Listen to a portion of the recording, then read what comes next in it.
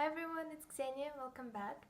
So I wanted to talk a little bit more about classics today, and I managed to find quite a lot of books here because I moved to another country 2 years ago, and obviously I couldn't take all of the books with me, so yeah, I'm surprised I have that many. So yeah, I decided to divide the video into two parts because I have quite a lot of books and I don't want to rush talking about them. And I realized that I could divide them almost equally into lighter books and heavier books, not according to the weight but according to the content, because obviously with classics, if you're used to classics, you can go straight into the heavier classics and kind of have a good experience. But if you are new to classics and you're just trying to start reading more, I think it's better to start with lighter ones. So I'll start with lighter classics today, and it's a very thin line between heavy and light. Some of them are somewhere in between, so don't judge me on that. So the first book I'm going to talk about is The Catcher in the Rye by J.D. Salinger. I know lots of people who really love it, and I know lots of people who really hate it. And to me, this book means a great deal. It's one of my favorite books ever, and it's the book that I keep rereading once in a few years. And I first read it at 14, so I feel like for those people who hated this book, most of them read them later in their lives. It's more difficult to relate to the main character, I think, but when I read it, I could really relate to him. And okay, so if you don't know what the book is about, it tells the story of Holden Caulfield, a 16-year-old boy. He narrates it when he's 17, but in the story he's still 16. So yeah, you should be aware that the book is mainly plotless, because I think it turns off a lot of people that, nothing much is happening. There's quite a lot of inner monologue, so mostly the book itself is one big inner monologue. You get really deep into the mind of Holden Caulfield, what he thinks, what he feels, what's happening at this point in his life. And this book, it's just, to me personally, it means a lot because, like I said, I keep pre-reading it. Yeah, it's a very emotional one for me, so I'm sorry if I didn't say anything substantial. The next book I wanted to talk about is 1984 by George Orwell. If someone asked me about my favorite book, obviously I wouldn't be able to say like one specific book. I might choose the book that made the most impression on me, and it would be Catcher in the Rye and 1984, those two books. Yeah, and because I reread them multiple times, I think they have really, ingrained themselves in my brain.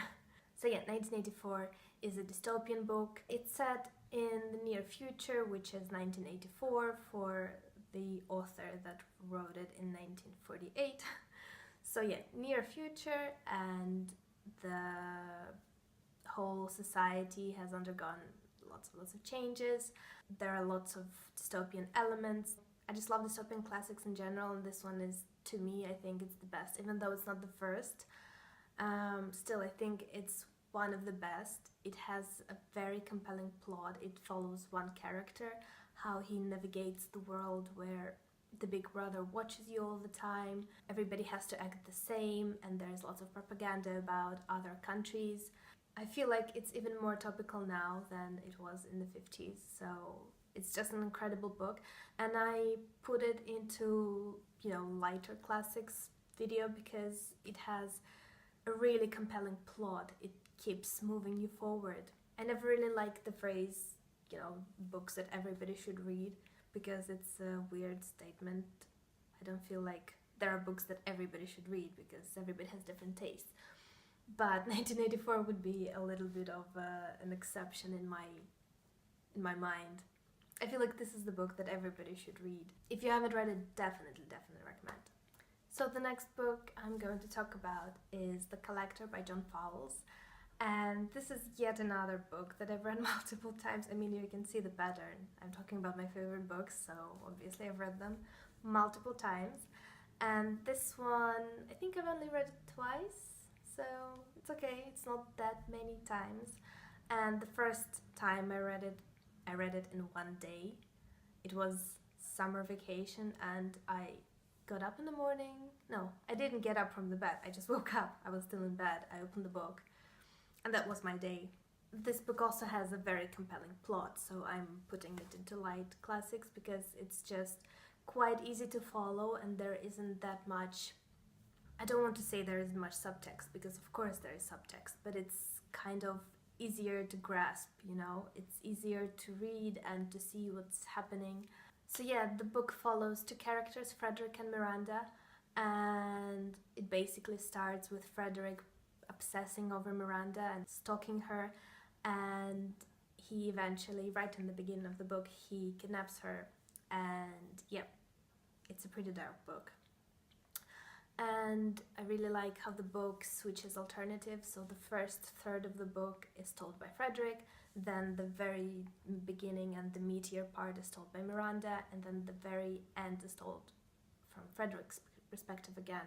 I really appreciate that the book has parallels with Shakespeare, one of his last plays, The Tempest, which I've read only after reading The Collector because I knew there were references and stuff like that. So the main character is Miranda, and then the character who's called Frederick, he starts calling himself Ferdinand, even though he has never read The Tempest, but he kind of, you know, he chooses, without knowing, he chooses the name of the knight from The Tempest.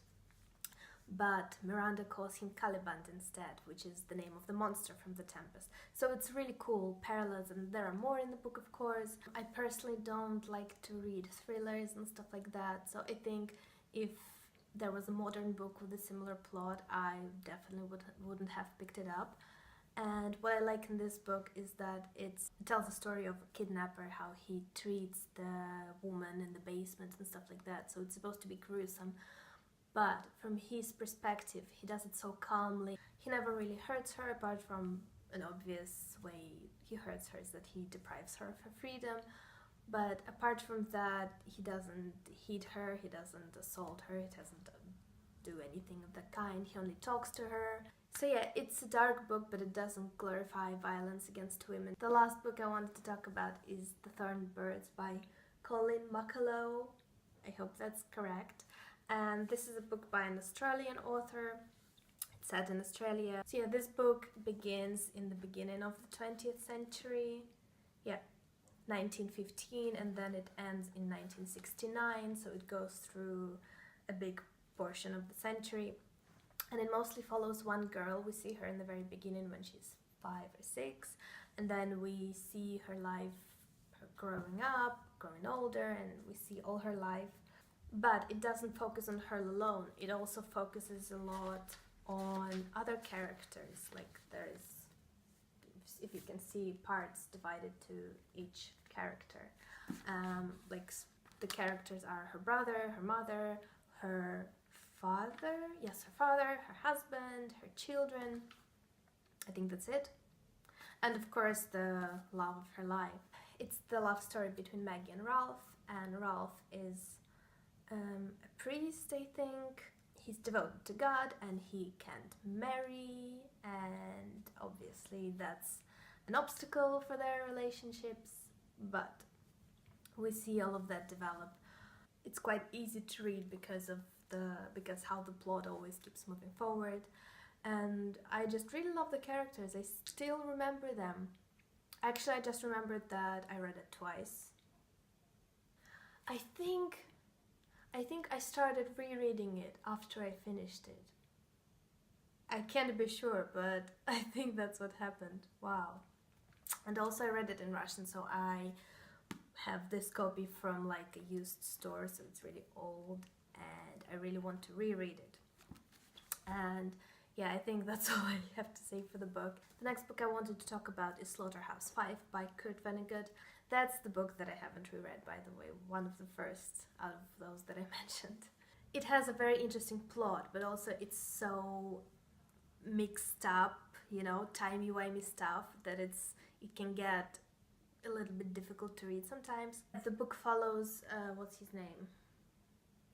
Billy Pilgrim. The book follows Billy Pilgrim. He travels through time, stuff happens, there's a lot of war and aliens, and the book isn't as weird as it sounds. I mean, it's quite weird, but in a good way. It doesn't get completely bizarre. It's more character driven, and there's lots of undertext, especially anti-war undertext, which I really loved. Undertext, is it called undertext or subtext? I don't know. But yeah, this undertext, I should Google it probably, maybe I'm saying undertext. Subtext. So yeah, there's quite a lot of subtext, but this subtext doesn't take your attention from the plot. So I think it's a really good balance of subtext and plot. And the next book I'm going to talk about is Duman and Wyatt by Wilkie Collins.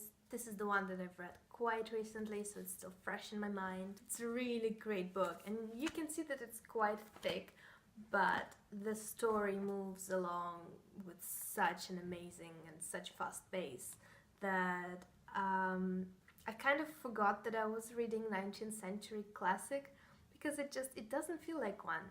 It felt like I read some modern thriller or something. It was really, even though I don't like modern thrillers, I really enjoyed it. And the book follows two sisters and one guy that kind of was their art teacher, and there are some bad guys that want the money, I think. And yeah, it's told through different perspectives. Like the beginning is told through the art teacher, then there are some, I think my favorite parts is the parts that are told through one of the sisters' diary. There are lots of amazing moments there. The second sister is really cool as well, and I really like how the book explores different kinds of female characters. So yeah, one of the sisters, Marian, she is more heroic, I think, and she has more agency, and she gets stuff done, she saves herself and stuff like that. But the second character, which I think many people reading right now would say she's a weak character, but I absolutely disagree. She is very strong in a quiet sense. She has a lot to endure. She never gives up on life. She never gives up on going forward and doing stuff, even though she doesn't do, like, she doesn't come up with plans, she doesn't put the plans into motion and stuff like that. She still has a lot to carry on her shoulders, and she does it with a lot of dignity. She never complains. She's very strong and resilient in this, you know, in another sense of the word, and it's a great book. I really recommend it. The last book I wanted to talk today is Great Gatsby by Francis Scott Fitzgerald, and this is yet another book that I've read in a day, or maybe 2 days. So there's that. It's quite small, so I think it's easy to read it in just a few days. And again, it has a very compelling plot that you don't have any moments to get bored. And it's set in the 1920s in New York. It's written in the 20s as well, so it feels more authentic than the book, a modern book written about the 20s would have felt.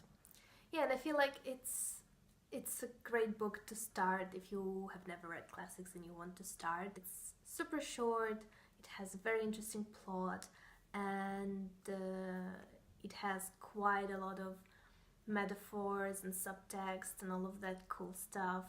But again, like I said about SlaughterhouseFive, it doesn't get too overwhelming, so you can't read, you know. It's fairly easy to read, I'd say. So yeah, I'd recommend that as well. And that's it for the lighter classics. I still have a few to talk about, which are more difficult to read, I think. So yeah, I guess that's it for today for me, and let's talk in the comments. I'm very curious to know about what classics you love, or if you're reading a lot of classics or not, and stuff like that. And yeah, I'll see you next time. Bye!